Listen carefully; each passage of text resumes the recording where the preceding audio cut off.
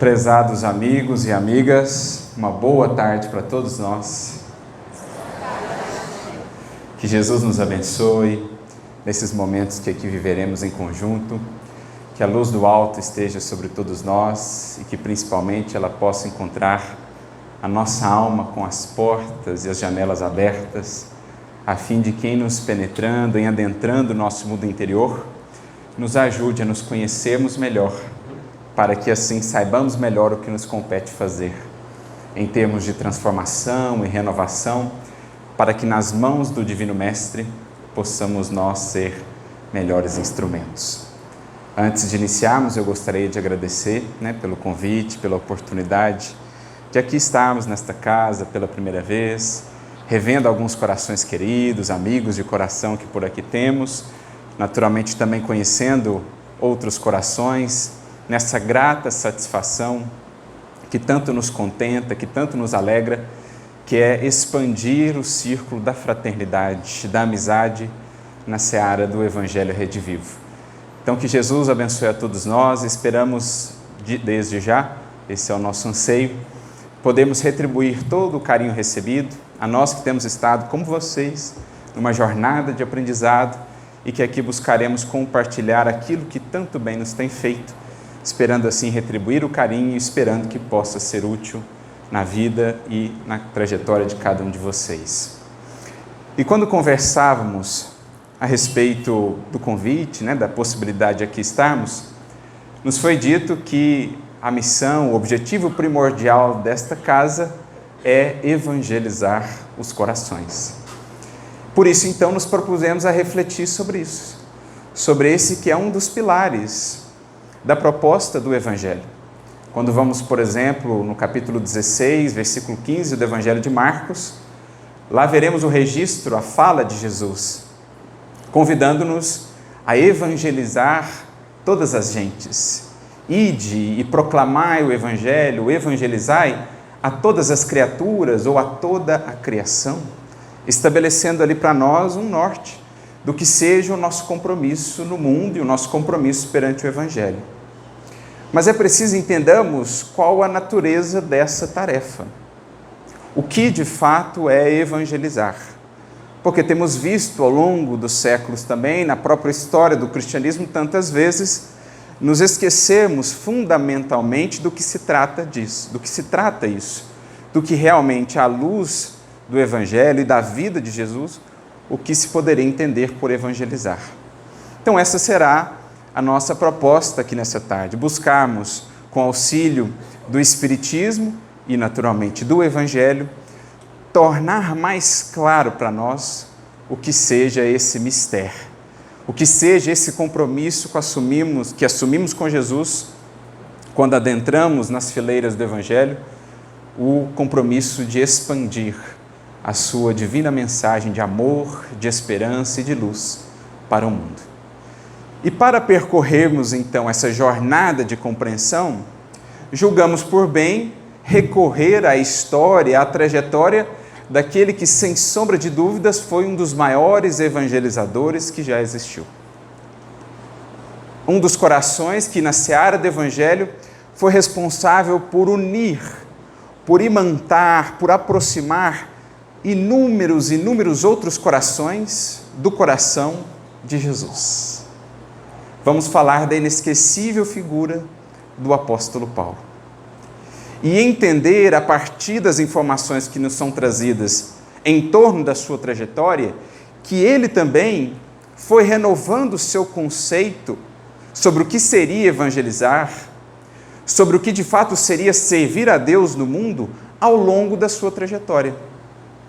Antes ele tinha uma ideia, uma imagem do que seria a sua função, do que seria a sua missão. Mas especialmente depois de Damasco e da longa jornada que passa a empreender depois daí, principalmente interior, nós vamos percebendo que ele vai mudando a sua compreensão a respeito do que seja evangelizar, do que seja bem cumprir um ministério de Deus no mundo. Antes, como nós vemos no livro Paulo e Estevão, nós vamos ver ali, nós vamos identificar naquele diálogo que ele tem com um amigo, logo quando é apresentado na obra, qual que era a visão que ele mantinha a respeito disso. Dialogando com este amigo a respeito do que ele vinha desenvolvendo junto ao Sinédrio, dos seus anseios de galgar novos degraus para ampliar a influência, ele fala em determinado momento sobre aquele objetivo de expandir a mensagem, inclusive junto aos outros povos, aos chamados gentios, então, aos romanos, por exemplo, aos gregos. Ele volta-se para esse amigo e diz: nós temos que trabalhar para dobrar os joelhos de gregos e de romanos à lei de Moisés. Então a sua ênfase era essa: precisamos marcá-los com o sinal de Moisés. Precisamos fazer com que também eles se curvem perante essas ideias, essa conceituação de vida. Precisamos expandir os números, a quantidade de seguidores da doutrina que abraçamos. Essa era a sua perspectiva. Mas, muitos anos depois, na sua primeira carta à comunidade de Corinto, comunidade tão cara, tão querida ao seu coração, no capítulo 1, versículo 17 da primeira epístola aos Coríntios, Paulo diria assim: porque Cristo me enviou, não para batizar, mas para evangelizar, não em sabedoria de palavras, para que a cruz do Cristo não se faça vã. Esta frase, gente, na sua singeleza, contém todo o programa que ele buscou desenvolver quando amadureceu a sua ideia e a sua compreensão em torno da tarefa junto ao Evangelho. E é a partir dela que nós vamos iniciar aqui a nossa jornada de compreensão, buscando entender o que ele está nos apresentando aqui. Porque não nos enganemos, essa frase, ela é o resultado, ela é o fruto de anos e anos de amadurecimento, de reflexões internas, de renovação de sentimentos, de maturidade propiciada pela experiência, na luta, no bom combate, nas jornadas, nos esforços ingentes para criar cada uma daquelas comunidades que foi semeando por onde passava. Ele então, depois de toda essa maturidade, de toda essa experiência, pôde assim sintetizar a missão que ele sentia ter recebido de Jesus. Porque Cristo, meus amigos, meus filhos, me enviou para isso, não para batizar, mas para evangelizar, não em sabedoria de palavras, para que a cruz do Cristo não se faça vã. Vamos tentar entender, então, o que está por trás dessa frase produto, desse fruto que depois de um longo tempo pôde aquela árvore tão dadivosa ofertar e que chegou até nós. Para isso, nós vamos voltar no momento específico da jornada dele, logo após o oásis de Dan. Como nós sabemos, depois da sua conversão, ele busca o seu antigo mestre, Gamaliel, ali nas redondezas de Palmira, lá em Palmira, melhor dizendo, e aí, dali, ele é conduzido, por indicação do seu mestre, ele é conduzido ao oásis de Dan, que ficava ali nas proximidades. Fica lá por 3 anos, junto a Áquila e Prisca, que viriam a ser depois amigos diletos, muito queridos do seu coração, e ali ele passa por uma intensa jornada interior, lidando com os remorsos, com as culpas, renovando os sentimentos, aquele momento tão belo em que recebe o perdão, o acolhimento de fato, depois que se revela como sendo Saulo, o perseguidor dos cristãos, ele é acolhido amorosamente por Áquila e Prisca, e isso marcaria de maneira indelével o seu coração. Então ele sai dali, de fato, uma nova criatura. Ainda teria um longo processo a viver, na preparação para a tarefa de fato, mas ali ele já percorre alguns bons passos, uma boa distância no que seria essa jornada íntima a fazer. Quando ele sai do oásis de Dan, ele volta a Jerusalém. Ele passa em Jerusalém porque ele queria conversar com os apóstolos, né? Queria obter alguma orientação, queria de alguma maneira até se retificar diante dos apóstolos por conta de todas as complicações que havia gerado para eles, todas as dificuldades que havia criado. E assim ele empreende aquela longa caminhada, vem a pé. Ele inclusive aproveita para rever as paisagens por onde Jesus um dia havia andado. Ele que não pôde conhecer Jesus pessoalmente, embora, né, fosse contemporâneo do Mestre, ele aproveita para passar pela Galileia. Ali na Galileia ele vai às margens do lago de Genezaré, e a gente fica a pensar o que se passava naquele coração quando ele se ajoelha às margens do Tiberíades e faz uma oração a Jesus, agradecendo pela imensa misericórdia daquele divino pastor que vinha em busca dele, a ovelha transviada. Ali ele conversa com pessoas de Cafarnaum, de Dalmanuta, de Magdala, que haviam ouvido as pregações de Jesus, que haviam convivido com ele. Enfim, ele foi nutrindo realmente o seu coração. Encontra Madalena, que estava naquela região, e assim ele vem seguindo, vem fazendo a trajetória até chegar a Jerusalém. Quando chega em Jerusalém, nós conhecemos aí, quem já teve a oportunidade de ler o livro Paulo Estevão, quem ainda não leu, fica aqui mais do que um convite, quase como uma convocação, porque na nossa experiência cristã, na nossa experiência profunda com o Evangelho, não há como simplesmente abrir mão de uma obra como essa. A priori, há uma certa resistência em acolhê-lo na casa do caminho. Alguns dos apóstolos estavam mais reticentes, afinal de contas, será que ele mudou mesmo ou não?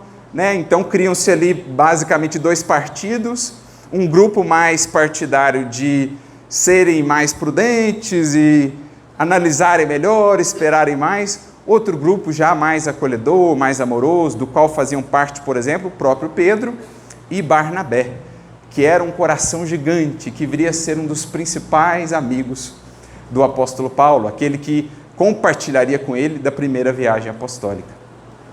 Depois de uma reunião, de um debate, eles acabam decidindo por acolhê-lo. Barnabé fala, não, eu vou. Esse pessoal aí está com medo, não pode deixar que eu vou lá na hospedaria, falo com ele, trago ele para cá. E assim se deu. Vencidas essas primeiras dificuldades, Paulo foi acolhido, ficou ali na casa do caminho por um tempo, aproveitando para beber das palavras de Simão Pedro. Fizeram as pazes, naturalmente, Da parte de Pedro sempre existiu o perdão, nunca houve um problema, mas Paulo ali queria se aproximar, queria estreitar os laços com aquele que era a referência principal do cristianismo. Afinal de contas, Jesus ficava na casa dele, foi o que mais conviveu com o Mestre, e ali, principalmente, Paulo também queria colher mais informações de uma alma que, desde Damasco, ele passou a admirar profundamente. Uma alma que o fascinava, que era a grande alma de Estevão. Como Estevão ali havia vivido, havia sido pupilo de Simão Pedro, tudo que ele podia ouvir de Estevão, ele perguntava para Pedro. E assim eles ficam alguns dias, algum tempo ali, nessa convivência que foi também muito importante para a trajetória do apóstolo Paulo. Em determinado momento dessa sua estada ali, ele resolve visitar a sinagoga dos Cilícios, que era uma sinagoga que ele frequentava quando ainda era doutor da lei, fariseu. A sinagoga dos Cilícios, lembrando que a cidade natal dele ficava na região da Cilícia. Então ali se reuniam muitos dos seus compatriotas, muitos daqueles originários lá da sua terra natal. E ele havia ficado um pouco incomodado porque a natureza das pregações na Casa do Caminho estava um pouco diferente daquilo que ele havia visto quando Estevão lá participava. Talvez o maior orador que o cristianismo já conheceu, Estevão, falava do Evangelho com uma beleza, com uma sublimidade. Quando voltou para Jerusalém nessa oportunidade, Paulo ficou assim um pouco impactado, porque as pregações já não eram mais tão livres, as perseguições eram mais intensas, então ficou uma coisa mais ritual, ele ficou um pouco incomodado, ele pensava em alguma maneira de ajudar. Ele queria logo divulgar aquela mensagem, expandir o conhecimento da mensagem de Jesus. Então ele resolve um dia na sinagoga, quando ele entra lá, figura conhecida que era, Até então, sobre ele corriam apenas boatos de que ele teria enlouquecido em Damasco, de que ele teria desaparecido, sabe-se lá o que teria acontecido com aquela grande promessa, o doutor de Tarso, aquela inteligência brilhante. E quando eles souberam que ele havia se convertido ao cristianismo, não faltaram então os sarcasmos, as ironias de antigos conhecidos, de antigos amigos até.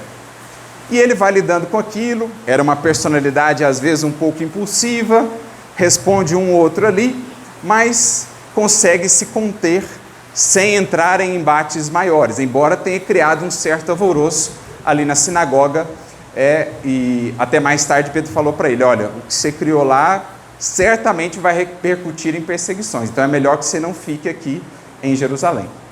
Dali ele passa o tempo, vê toda lá a movimentação no templo, todo aquele ritualismo que existia, aquela frequência de tantas e tantas pessoas, vê o local onde Estevão havia sido sacrificado, havia sido martirizado, e tudo aquilo põe a pensar, poxa, mas a gente tem que renovar esse cenário, a gente tem que falar dessa boa nova, a gente precisa fazer com que as pessoas entendam que a busca divina, a busca por Deus é mais do que simplesmente o cumprimento de certos rituais, é mais do que simplesmente esse culto exterior a que muitos se aferram, muitas vezes de mãos dadas com a hipocrisia. Então ele já queria colocar, digamos assim, fogo, né? Agitar e colocar. E é nesse momento então que ele ouve uma voz espiritual. Pela primeira vez a mediunidade de Paulo se manifesta e ele ouve uma voz que ele julgou ser do próprio mestre, mas na verdade era de Estevão, dizendo, olha, não fique em Jerusalém por enquanto, porque por hora não poderiam compreender o teu esforço. Siga adiante na sua jornada de preparação. Então ele volta para a casa do caminho e começa a conversar com Pedro sobre aquilo que ele havia vivido lá na sinagoga, lá no templo, essa orientação que havia recebido, e Pedro então concorda com a orientação, dizendo que era preciso tomar muito cuidado para não ser precipitado. Lembrando que ele, Paulo, à época ainda Saulo, havia vivido já uma das grandes frustrações da sua vida, quando logo após a conversão, na sinagoga de Damasco, busca falar de Jesus e é recebido com uma profunda indiferença. As chibatadas não teriam doído tanto quanto a indiferença que ele recebeu. Aquilo foi uma primeira marca para ele, e a palavra sábia de Ananias havia orientado, Saulo, Saulo, o Senhor te deu a tarefa da sementeira, mas qual o primeiro movimento daquele que semeia? Qual a primeira preocupação? Ajuntar sementes no mealheiro particular. Como a dizer assim, sutilmente para Saulo, Saulo, por ora, você só tem as palavras. É preciso associar a sua vida às palavras, para que então o trabalho seja realmente efetuado. Ele entendeu, talvez parcialmente, a orientação de Ananias naquele momento, mas ali em Jerusalém tentava de novo fazer um movimento similar.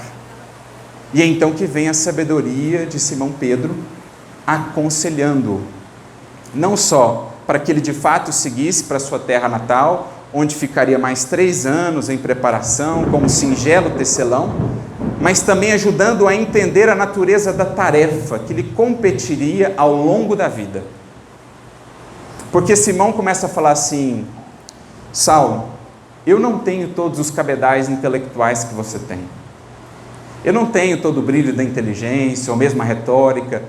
No entanto, se algo tenho podido conquistar, é a experiência de vida. E essa sua postura denota mais precipitação do que realmente lucidez e consciência na ação a fazer. Porque no fundo, Saulo, você ainda está pensando a tarefa em termos de números, em termos de rótulos. Por enquanto você ainda está entendendo que as vitórias na seara do Evangelho serão como que as vitórias do mundo, dos conquistadores, que por onde iam passando e iam conquistando outros povos, outras cidades, submetendo-os ao seu jugo. Só que no plano do Espírito, na proposta do Evangelho, não é nesses termos que nós vamos trabalhar. O nosso empenho não é simplesmente colar um rótulo e dizer: temos mais aqui, mais um cristão, conseguir mais um para a causa. Não é esse o tipo de vitória que almejamos, não é esse o tipo de objetivo que desejamos. Não é uma questão de números, não é uma questão de rotulação exterior, é uma questão de transformação de vidas. Porque não faltaram, Saulo, aqueles que, na seara do mestre, se propuseram a essas vitórias mais rápidas. E de maneira invigilante acabaram comprometendo a si mesmos, bem como a própria causa. E aí Pedro lembra o caso de Judas, que amava profundamente a Jesus. Como vemos, nós temos na doutrina espírita uma bonita entrevista de irmão X, Humberto de Campos, com o espírito de Judas no mundo espiritual. Nós temos algumas outras informações no próprio livro Boa Nova, que nos ajudam a entender melhor quem foi Judas, qual foi a natureza e o processo da sua queda. Ele era um coração que amava, não há dúvidas quanto a isso, amava profundamente a Jesus, só que ele ainda estava muito pautado pelos processos do mundo.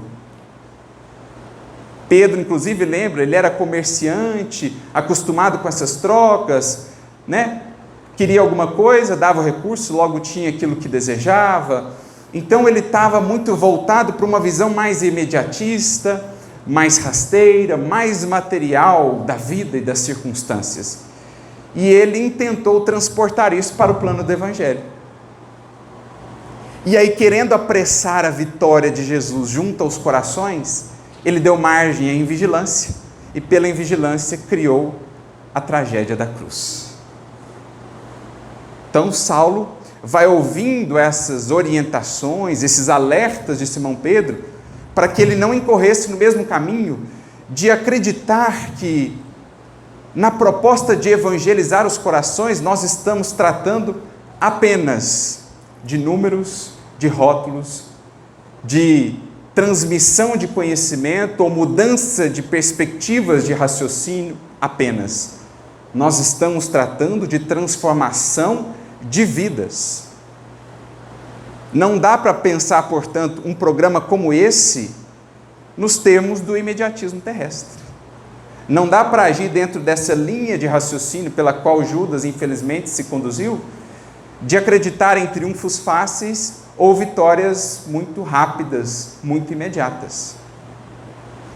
Era preciso pensar agora num trabalho que fosse um trabalho mais embasado, mais profundo, tanto em si mesmo, para que assim se manifestasse lá fora, junto às outras vidas. Por isso, Pedro, em determinado momento desse diálogo, volta-se para Saulo e diz assim: Deus é a providência de todos, ninguém está esquecido. Então esse é um primeiro ponto para a gente nunca se esquecer. Não somos nós os salvadores dos outros. Antes de mais nada, cada vida é acompanhada de próximo, de perto, por Deus.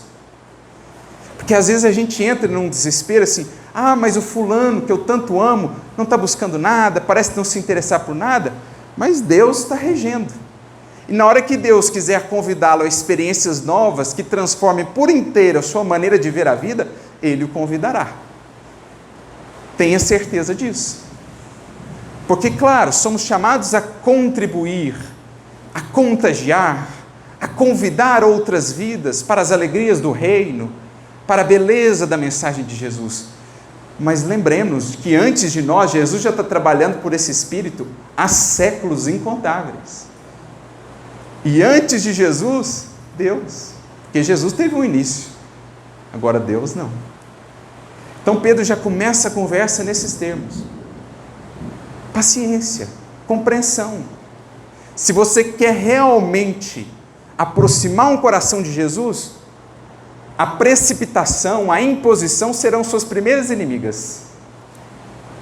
É claro que é diferente quando pensamos, por exemplo, no caso do espírito reencarnante, que nasce lá no seio de uma família espírita ou de uma outra denominação, é dever ali dos espíritos que estão com a incumbência de educar aquele apresentar o norte, apresentar os valores, levá-lo à evangelização ou a conhecer aquilo.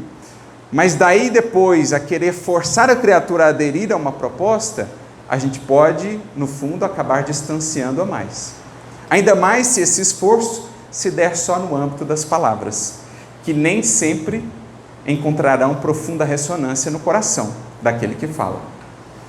Então Pedro já traz essa primeira consideração e continua dizendo assim: mas vamos supor, Saulo, que você, nesse empreendimento que está querendo realizar, de agitar o cenário religioso de Jerusalém, vamos supor que você fosse mais bem sucedido que Judas, e que você conseguisse trazer todo mundo para cá, para a casa do caminho, para as fileiras cristãs.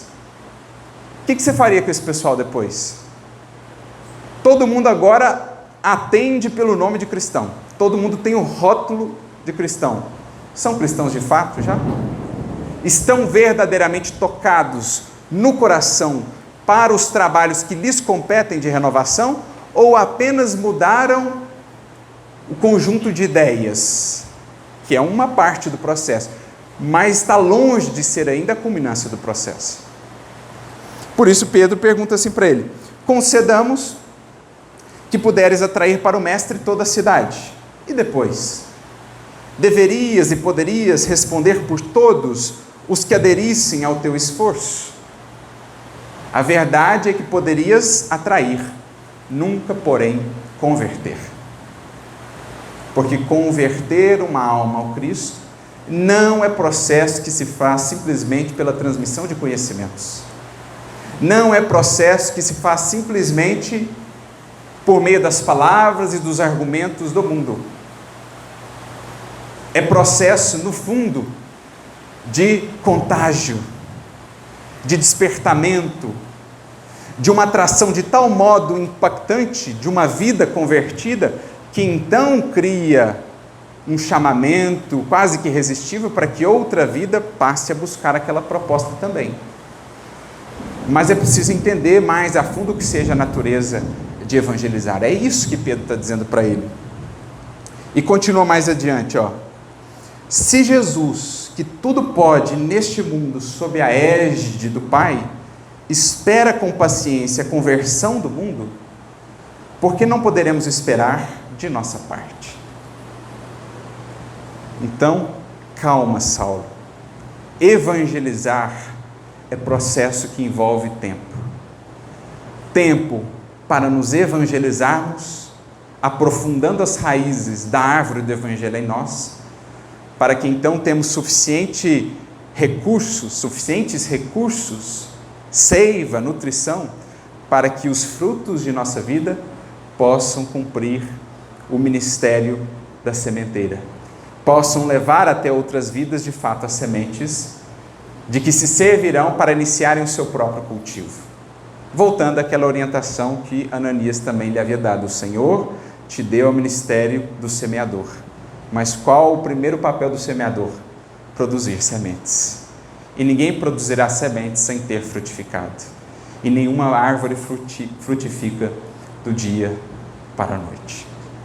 Então, nesse diálogo singelo, simples, Pedro trouxe, no fundo, muitas e muitas orientações em torno do que seja evangelizar, de que Paulo se serviria depois no desempenho da sua tarefa, e que culminariam esses entendimentos, essas compreensões na frase que nós trouxemos: Deus ou Jesus me enviou não para batizar, mas para evangelizar, porque o batismo naquele contexto era um rito que se fazia indicando que alguém havia se tornado cristão, mas o rito não indicava que de fato aquele coração havia se entregado a Jesus. Então Paulo diz: olha, eu não estou tão preocupado com o rito, eu não estou tão preocupado se o indivíduo se coloca como cristão ou não no nome ou no rótulo. Eu estou preocupado agora em ver vidas transformadas pelo Evangelho de Jesus. E para isso eu sei que o tempo é parte fundamental do processo. Não é mais uma questão de números, é uma questão de qualidade, de profundidade na experiência com o Evangelho. E eu só vou conseguir atrair outros corações para essa profundidade se eu já estiver demonstrando ela em mim. Por isso ele acrescenta na frase, não em sabedoria de palavras, para que a cruz do Cristo não se faça vã. O que Paulo está dizendo aqui, gente? Lembremos que ele conhece a comunidade de Corinto logo após passar por Atenas. Um dos grandes sonhos da sua vida, levar a mensagem àquela cidade conhecida pela sua ilustração, pelo brilho da inteligência, a cidade dos filósofos. O sonho dele era levar o Cristo até lá. E lá ele chega, apresenta a proposta. Enquanto falou de aspectos mais teóricos ou filosóficos, eles o ouviam. A partir do momento em que ele começou a entrar no aspecto da cruz, isto é, sacrifício, renúncia, serviço a toda prova, sem exigência, sem cobrança, na hora que ele começou a falar dessa dimensão, logo voltaram as costas a ele. Porque estavam muito presos ainda, aqueles corações, ao reino da filosofia, da teoria, do brilho do intelecto, mas pouco afeitos ainda ao plano do sentimento, ao coração de fato. E aí ele vive uma das maiores decepções da sua trajetória espiritual, não ter conseguido fundar um grupo sequer de estudos do Evangelho em Atenas, porque aqueles corações ainda não estavam preparados, dispostos à verdadeira convocação, ao verdadeiro chamado do Evangelho de Jesus, que passa por uma renovação visceral do nosso modo de ser, começando pelo sentimento. Então, talvez até por isso, na primeira carta que escreve àquela comunidade de Corinto, lembrando que ele havia vivido logo antes de chegar em Corinto, ele diz, eu entendi que para evangelizar de fato não basta a beleza dos argumentos, a retórica inspirada, as palavras mais sublimes. Se a gente não vibrar o Cristo, nós não chegaremos a vencer as muralhas e as barreiras que cercam ainda muitos corações, enfurnados que estão no materialismo, na indiferença, nas cavernas do egoísmo. Para arrancar essas almas dessa condição, as palavras não bastarão. Por isso ele diz, não em sabedoria de palavras, para que a cruz do Cristo não se faça vã. Porque qual foi o grande legado de Jesus? As parábolas, muito belas, inspiradoras. As lições que nos deixou, fundamentais, essenciais. Mas o que realmente nos toca em Jesus? Quando nós nos lembramos do seu exemplo de um amor a toda prova, de uma renúncia, de uma entrega jamais antes vistas na história da humanidade. E a cruz é a síntese disso. Aquele que só o bem fez, que nada tinha a resgatar, que veio até nós por pura misericórdia e amor, recebeu em retorno uma cruz, e ainda assim não nos deixou de amar. É isso que gravou a mensagem do Evangelho nos séculos. Não foi a beleza das parábolas, não foi o encantamento e o fascínio que o Evangelho vai despertando em nós à medida que vamos penetrando mais fundo na sua compreensão. O que gravou a mensagem de Jesus de maneira inapagável na história da humanidade foi o conjunto de exemplos que estão ali sintetizados e sublimados na cruz. Como diz Paulo, na glória oculta da crucificação. Porque é isso que tem arrancado os corações endurecidos dessa condição ao longo dos séculos. Sentirem-se assim alcançados, envolvidos por tamanha expressão de amor.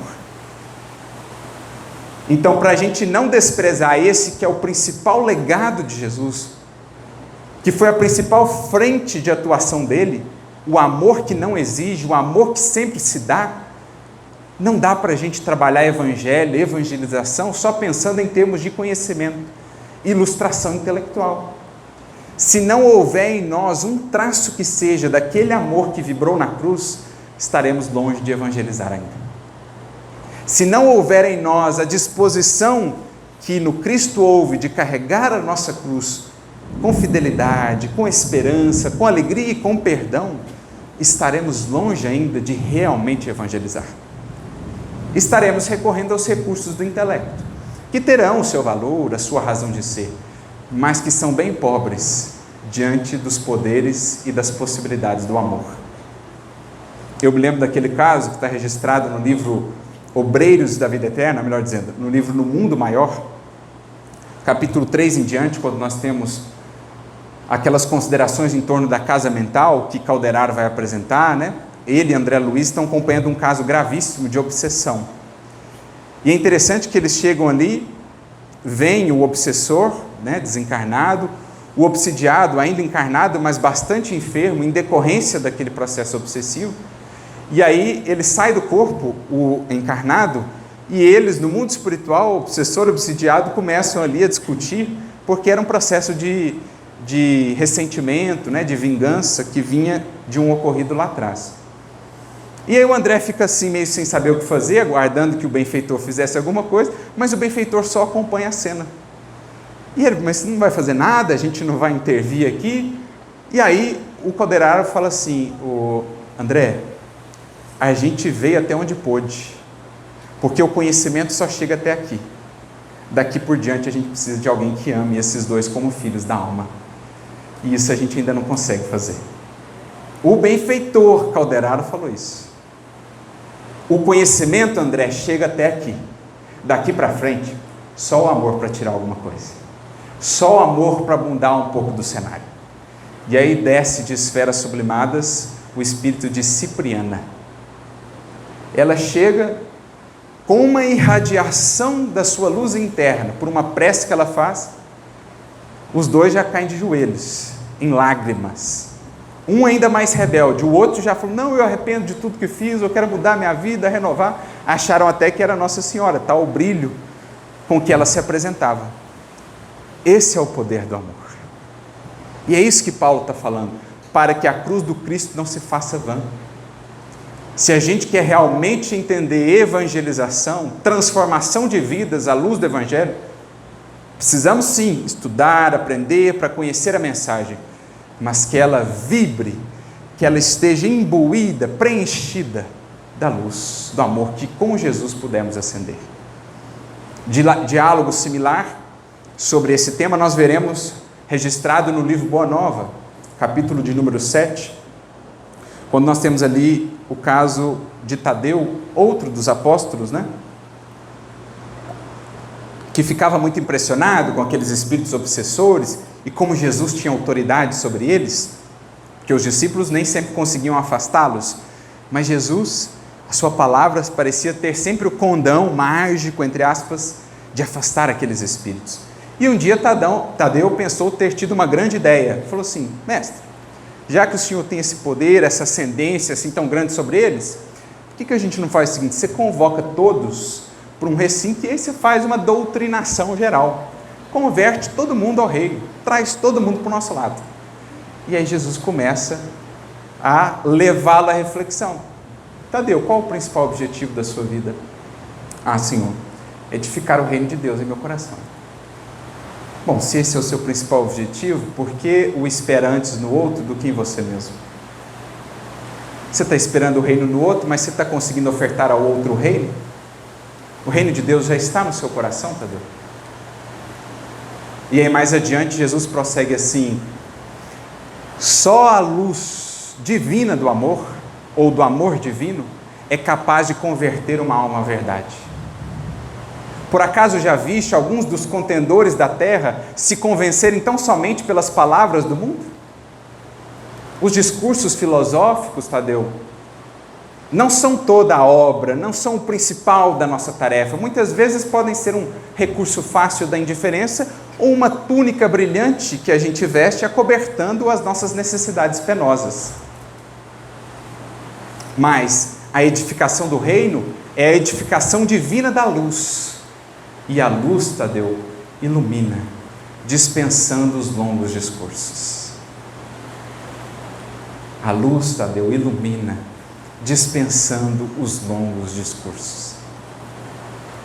É isso o que fundamentalmente foi se alterando na visão de Paulo com o passar do tempo. E que o tornou assim um evangelizador tão profícuo, tão frutífero? Será que a gente pode contar, mensurar quantas almas, quantos corações do Cristo se aproximaram por conta dele? Quando Emmanuel foi escrever o livro Paulo Estevão, isso está relatado numa mensagem que ele trouxe lá no culto da família Joviano, na Fazenda Modelo, quando ele propôs-se a escrever essa obra no mundo espiritual, como que a ideia se difundiu, e ele então foi buscado por muitos e muitos corações, que naquele tempo haviam convivido com o apóstolo, e que queriam agora deixar os seus testemunhos, de como ele os havia aproximado de Jesus, da mensagem do Evangelho. Emmanuel chega a dizer, se eu fosse colocar tudo ali que me pedem, todos os testemunhos que querem compartilhar, o livro jamais chegaria a terminar. Porque são vidas e mais vidas, milhares e milhares de corações, que só puderam chegar a conhecer de fato, melhor dizendo, sentir o Cristo, a partir daquela vida que o vibrava, que o sentia, na beleza e na eloquência dos discursos, mas que pela simples presença irradiava Jesus, embalava os corações na vibração de Jesus. Isso era evangelizar para Saulo, para Paulo. Emmanuel, no livro O Consolador, na questão de número 237, ele é indagado, o livro Consolador é um livro de perguntas feitas a Emmanuel, ele é indagado. Há diferença entre doutrinar e evangelizar? E ele então responde, há bastante diferença entre ambas as tarefas. Para doutrinar, bastará o conhecimento intelectual dos postulados do Espiritismo. Para evangelizar, é necessário a luz do amor no íntimo. Na primeira tarefa, de doutrinar, bastarão a leitura e o conhecimento. Agora, na segunda, evangelizar, é preciso vibrar e sentir com o Cristo. É preciso vibrar e sentir com o Cristo. Porque então nós vamos envolvendo a criatura ao nosso redor numa ambiência vibratória mais propícia, até mais receptiva às inspirações do alto. Nós vamos criando nesse coração uma outra perspectiva daquela proposta de vida, daquele conjunto de ideias. Antes ela achava que Jesus era isso. Agora, por essa vida que demonstra um Jesus tão diferente, que demonstra a fé, a confiança, a resiliência ante a luta, ante as dores, ante o sarcasmo, ante a perseguição mesmo. Que vida é essa? Que força é essa que vibra nesse coração? E assim a gente vai criando uma ambiência propícia para, de fato, a transformação da criatura. Aliás, era esse o conceito que o próprio Kardec viria a desenvolver antes mesmo de atuar na codificação, na condição ainda de Hippolyte Léon Denisard Rivail, quando lança uma das suas primeiras obras, aos 24 anos de idade, falando sobre educação na França. Lá ele já trazia conceitos sobre educação moral, que muito nos impressiona porque parecem idênticos aos conceitos que depois ele traria no Espiritismo. E uma coisa que me chamou a atenção quando li essa obra é que ele falava muito disso, das impressões que a gente cria no espírito ao nosso lado, ainda que sem palavras. Ele fala muito da educação moral da infância, e ele fala que a educação moral da infância se dá muito por essas impressões. Ele não conhecia ainda de fluidos, de vibrações, mas ele fala, educar moralmente é criar uma atmosfera, um campo psíquico em que aquele coração se sinta mais sensibilizado, se sinta mais aberto a novas ideias, a novos sentimentos, pelos próprios sentimentos que faceia, que encontra ali naquela vida. Então disso ele já falava lá atrás, e o Espiritismo só veio a consolidar esses conceitos que estão muito bem delineados aqui para nós pelo Emmanuel. Para evangelizar de fato, educar uma alma, despertando-a para a sua grandeza, para os seus imensos potenciais, para a sua destinação, é preciso primeiro vibrar e sentir com Cristo. Por isso falamos no âmbito de evangelização até de evangelização de bebês, de evangelização até no ventre, porque não estamos a falar só de raciocínio, gente, é preciso entendamos isso. Falar do amor de Jesus, do perdão, da misericórdia, sem que aquilo já vibre ainda que parcialmente em nós, não conseguiremos assim alcançar o nosso intento. Claro que estamos longe ainda de vibrar, de fazer vibrar esses sentimentos como no coração de Jesus eles já vibravam, mas que exista ao menos coerência, que exista esforço, que exista empenho, e então a ambiência se fará. O que mais marca uma criança, o que mais a abre para a renovação na presente encarnação, especialmente nesse período tão receptivo que é o da infância, não serão tanto as palavras, mas a vibração mesmo que o pai ou a mãe a envolvem, com que o pai e a mãe a envolvem. E isso começa desde o ventre, passa por aquela infância em que ela ainda não terá cognição, mas já está sendo evangelizada, porque é algo primeiramente de vibração, de sensibilidade.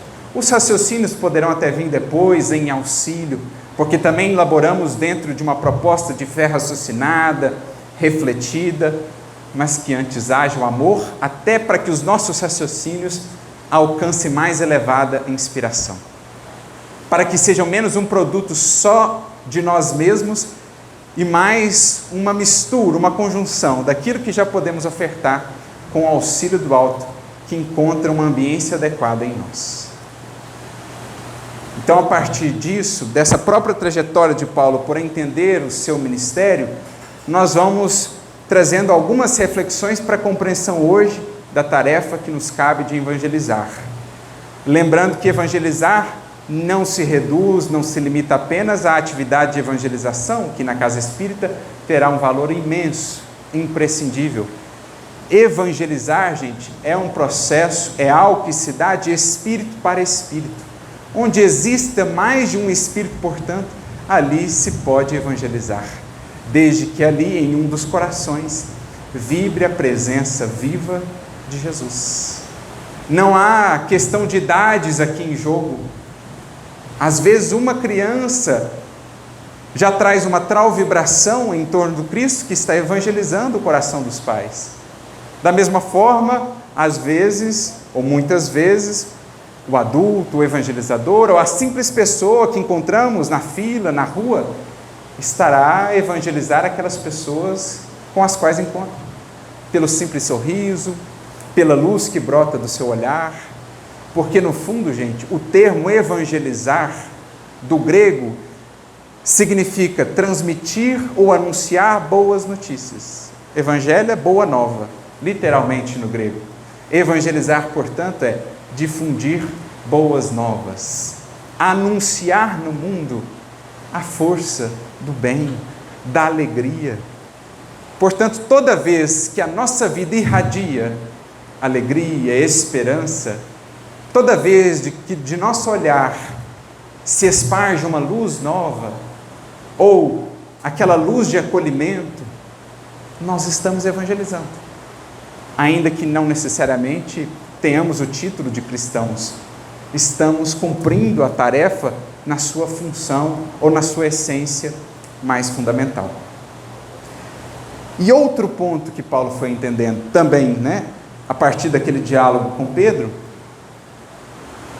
é que o evangelizar demandará, por isso mesmo, tempo. Pela natureza profunda do processo, há que se contar com o tempo. Lembremos da indagação que Pedro fez a ele. Se Jesus, que sob o amparo de Deus é o que mais pode na terra, tem esperado por séculos pela nossa conversão, porque seremos nós a trabalhar dentro desses parâmetros de pressa, de precipitação, de imediatismo? Falar de evangelização, gente, é falar de um programa de séculos, é falar de uma jornada de muitas e muitas encarnações, e tanto quanto possível deveremos trabalhar nessa, para que avancemos um bom trecho em nossa própria jornada de evangelização, para que assim, pelo movimento criado, atraiamos outros junto de nós, levemos outros para essa caravana que segue os passos de Jesus. Por isso, o Espírito Bezerra de Menezes, no livro Temas da Vida, capítulo de número 14, quando está falando do trabalho de evangelização no lar, por exemplo, o Evangelho no Lar, ele diz assim: o trabalho de evangelização é gradativo, paciente e perseverante. Uma gota de revelação do Evangelho inserida numa alma já é recurso suficiente para que ela entre num processo de transformação gradual, de maneira às vezes até imperceptível, considerando o passar do tempo aqui na Terra, mas que vai resultando paulatinamente em efeitos no seu modo de entender a vida, no seu modo de se portar. Não deixemos, portanto, de entregar todos os dias às vidas que nos circundam uma gota que seja do Evangelho. Como já disse um espírito amigo, não permitas que nenhuma vida passe por ti, saia do seu convívio naquele dia, naquele momento, sem que leve consigo algo de Jesus. Uma gota que seja do seu Evangelho, ainda que não em palavras, que seja um sorriso de esperança, que seja um olhar que acolhe pelo simples olhar, que seja um abraço amigo, que seja um ombro, um ouvido que escuta, que seja um conselho, um livro.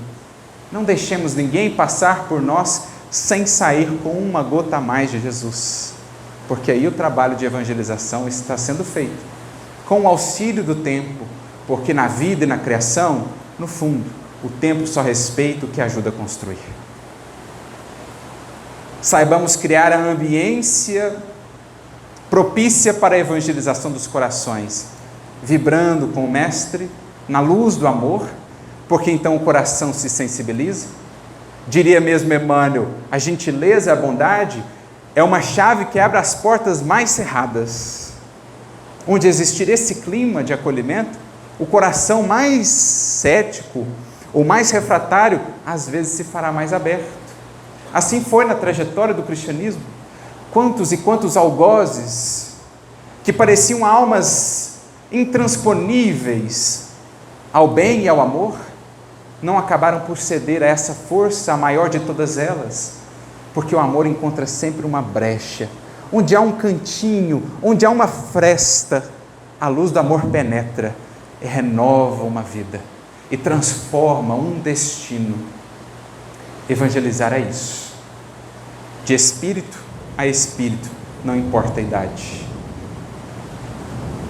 lançando gota a gota, semente a semente, não importa o tempo que será preciso, porque Jesus nos tem aguardado por séculos.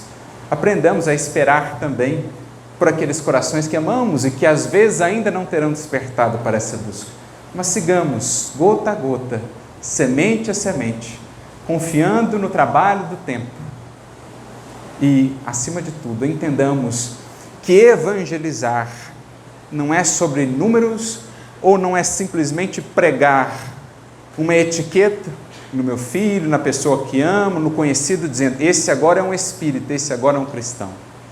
É viver aquilo que temos aprendido ao lado dele, para que ele então perceba e desperte, puxa vida, que vida bela, que vida encantadora, que vida que vale a pena viver, a força e alegria mesmo na dor, a confiança e esperança mesmo quando o horizonte é mais sombrio. Essa vida é uma vida que quero conhecer. O que está por trás desse amor? Que força é essa que move a esse coração? Por isso, mais uma vez lembrando Emmanuel, comentando o versículo que trouxemos ao início, porque o Cristo me enviou não para batizar, não para ampliar as fileiras, não é uma causa de número, mas para evangelizar. Não em sabedoria de palavras apenas, para que a cruz do Cristo não se faça vã. Ao comentar esse versículo, no capítulo 138 do livro Pão Nosso, Emmanuel nos dirá que quando encarnados, muitas vezes temos assim um prurido, temos um anseio muito grande de converter os outros ao nosso modo de crer ou de pensar. E para isso nós somos muito hábeis em construir raciocínios e mais raciocínios, argumentos e mais argumentos para esmagar o ponto de vista do outro, trazendo-o ao nosso modo de ver a vida. Consultamos livros e mais livros, não necessariamente para nos tornarmos melhores, não necessariamente para nos iluminarmos, mas para termos mais munição, mais argumentos para dobrar o outro ao nosso modo de ser. Quantas vezes a gente não se pega assim? estudando com essa finalidade, não de nos tornarmos melhores, mas de buscar mais argumentos para convencer e mudar o outro. Mas, Emmanuel acrescenta, essa postura tem até alguns aspectos louváveis, porque é um anseio de difundir a mensagem, de entendê-la melhor, tem até um certo aspecto louvável. No entanto, quando o discípulo, quando a criatura busca sinceramente o Cristo, sente-se visceralmente renovada na sua conduta íntima, no seu modo de ser mais interior. E aí Emmanuel então conclui essa reflexão dizendo, quando Jesus penetra o coração de um homem, converte-o em testemunho vivo do bem e manda-o a evangelizar os seus irmãos pela própria vida. E quando um homem alcança Jesus, não se detém pura e simplesmente na estação das palavras sublimes e brilhantes, mas vive de acordo com o Mestre, exemplificando o trabalho e o amor que iluminam a vida, a fim de que a glória da cruz não se faça vã. Olha que síntese maravilhosa. Quando Jesus penetra um coração de alguém, de fato, e todo o nosso esforço, gente, no mundo de amor, no que diz respeito a evangelizar, é apresentar essa força que derruba todas as barreiras, é irradiar essa luz que penetra cada fresta, é pingar essa gotinha de água que de tanto pingar um dia vence a pedra. Todo o nosso esforço é isso, abrir uma brecha, porque depois Jesus faz o resto. Quando ele penetra o coração de um homem, converte-o em testemunho vivo do bem e manda-o a evangelizar as criaturas, os seus irmãos, com a própria vida. E quando alguém alcança de fato a Jesus, esse alguém não mais se deterá só nas palavras e argumentações, mas fará da sua vida agora um livro aberto, um livro vivo, onde poderá ser lida a mensagem de Jesus.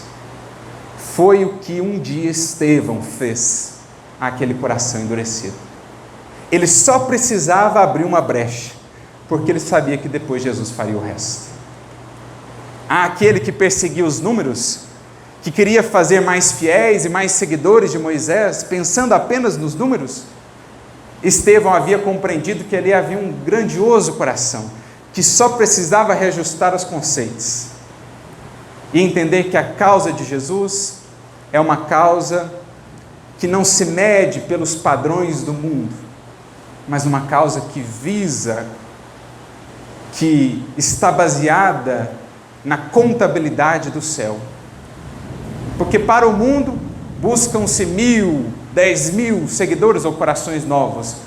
Para Jesus basta um, verdadeiramente entregue, que fará o trabalho às vezes de 10.000, que estarão mais ou menos comprometidos com a causa. Vide o próprio apóstolo Paulo. Então Estevão falou, preciso abrir uma brecha, e assim o fez.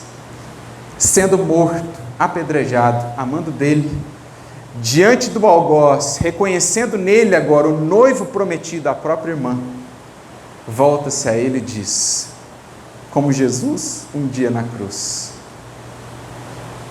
Saulo deve ser generoso e bom, serviu Moisés até o fim. Quando conhecer a Jesus, então, que força não terá? Seja uma boa companheira para ele.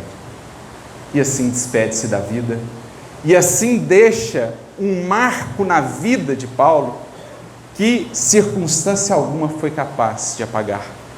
Porque ali Estevão não foi para a arena que Saulo tanto conhecia, a arena dos debates intelectuais, para a qual tantas vezes ele tentou trazer Estevão. Ali Estevão falou outra língua que até então Saulo desconhecia, a mais universal e a mais convincente de todas as línguas. Aqui.